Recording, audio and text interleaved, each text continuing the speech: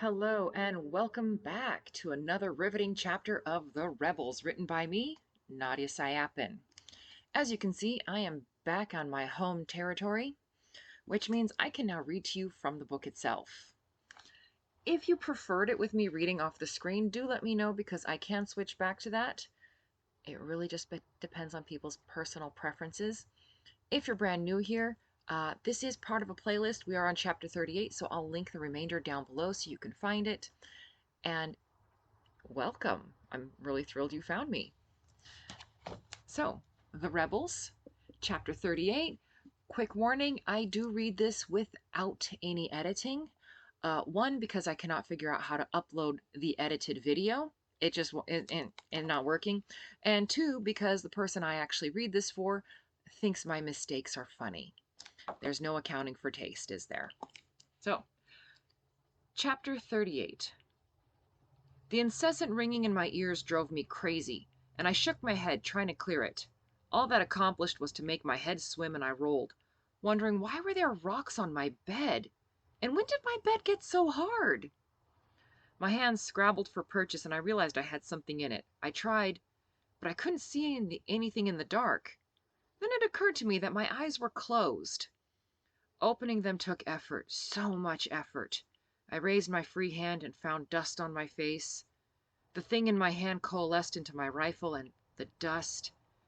Phoenix! Seahorse! My lips moved, but my throat hurt, but I heard nothing except the ringing in my ears. I crawled forward, rifle thumping down, until I found Seahorse stirring, nearly indistinguishable from the rock because of the dust. As soon as I saw her moving, I headed in the other direction, toward Phoenix and where the mortar fell, Seahorse at my heels. We need to get out of here! Seahorse sounded like she was miles away. They should be heading up that hill now! I shook Phoenix and growled when I got no response. Grab her and let's go, I snarled, tears pricking my eyes. I slung my rifle and Phoenix's over my shoulder and got her arm around me, scooped up our packs. Seahorse took the other side and we staggered through the crack, making it around the corner as another mortar shook the ground behind us. As we wobbled through the crest, Phoenix stirred, groggily moving her head. You're gonna be fine, Seahorse choked, tears running down her cheeks.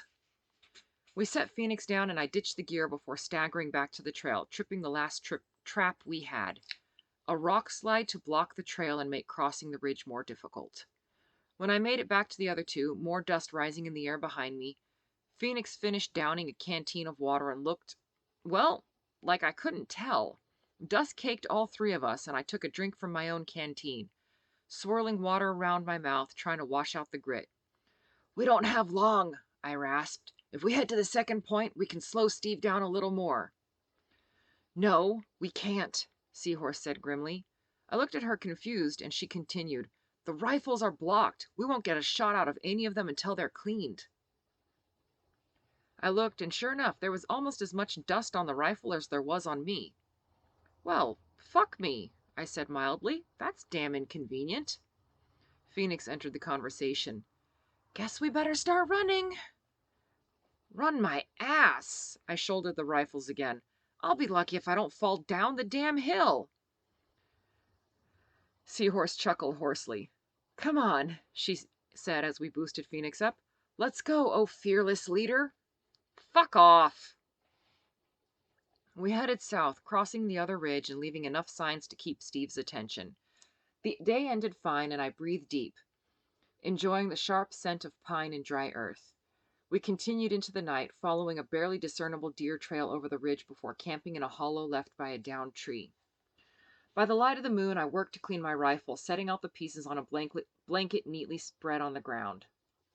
In between pieces, I snacked on homemade pemmican, jaws aching from the stress of the day. Get some sleep, Phoenix murmured drowsily. Can't. I rubbed my eyes, feeling like they were full of sand. We might need a rifle later. You nearly got blown up, though, so stay put, I ordered when the stubborn woman tried to get up. Whatever, she yawned. Seahorse came back to the hollow and joined me in cleaning her rifle. We all survived today, didn't we? She asked eventually. I think so. I coughed and drank a bit of water to soothe it. Nice change from the last one. The rest of the time passed in silence, all of us too tired to maintain a conversation. As soon as I had my rifle reassembled, I rolled into my blanket, asleep before I settled my head onto my pack. The next day began before dawn, with Phoenix nudging us awake with her boot. We set out, still glimpsing Steve on our back trail. Phoenix slowly disassembled her own rifle on every break. Just after noon, we paused, waiting for Steve to get close enough to mess with them. While Seahorse and me took pot shots at the soldiers, Phoenix finished giving her rifle just enough of a clean to get it functioning again.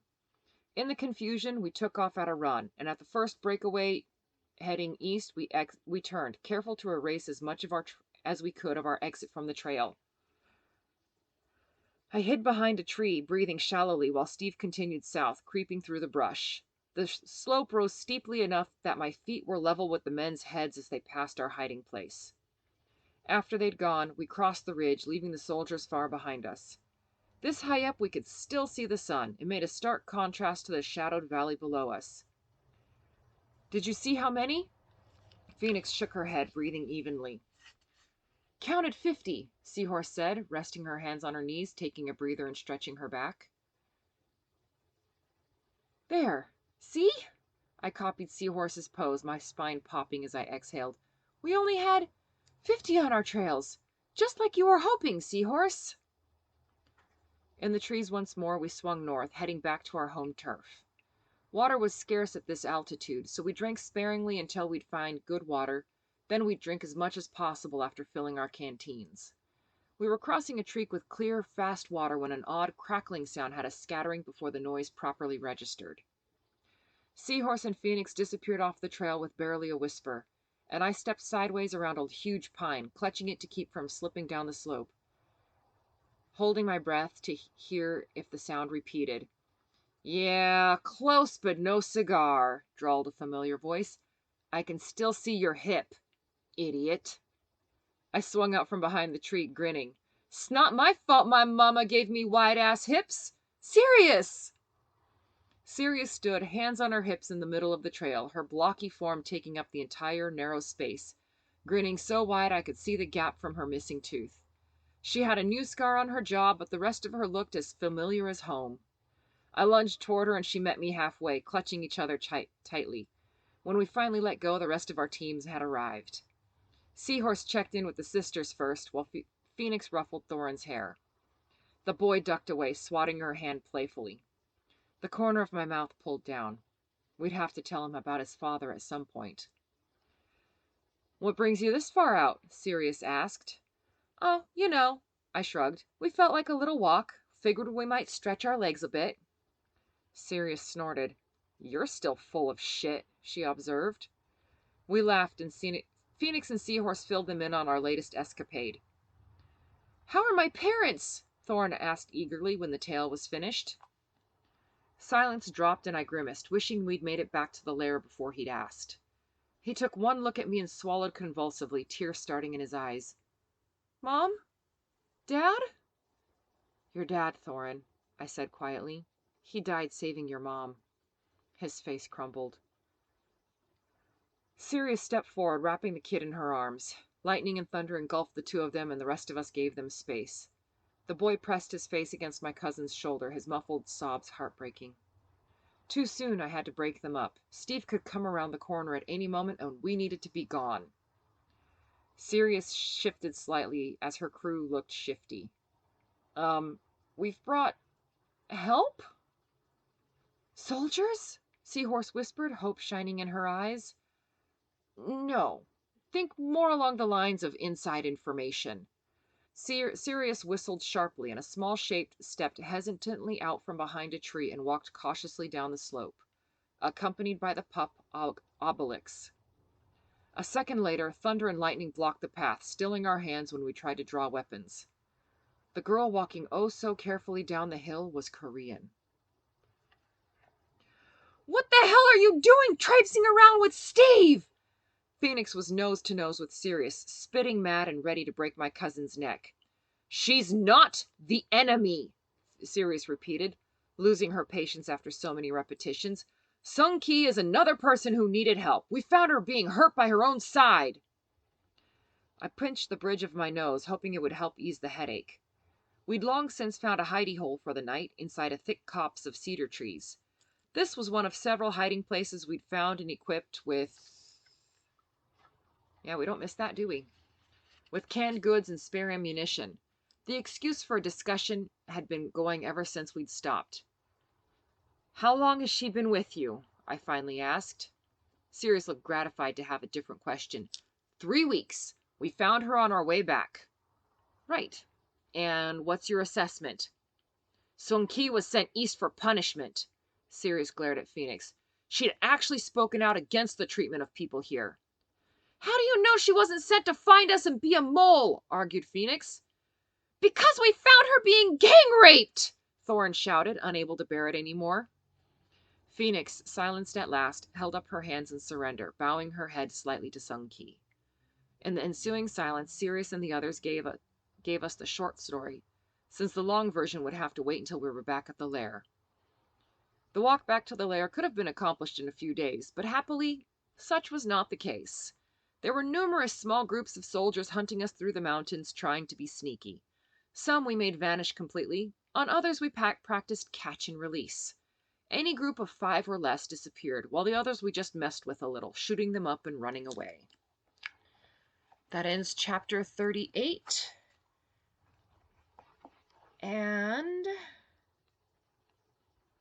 I might be stepping up my schedule because it looks like the next few chapters are kind of short. So, if you enjoyed that, by all means, like, subscribe, and then ring the bell to be notified, because I might start uploading them sooner than once a week, since these are shorter reads. In the meantime, I will see you on the next upload.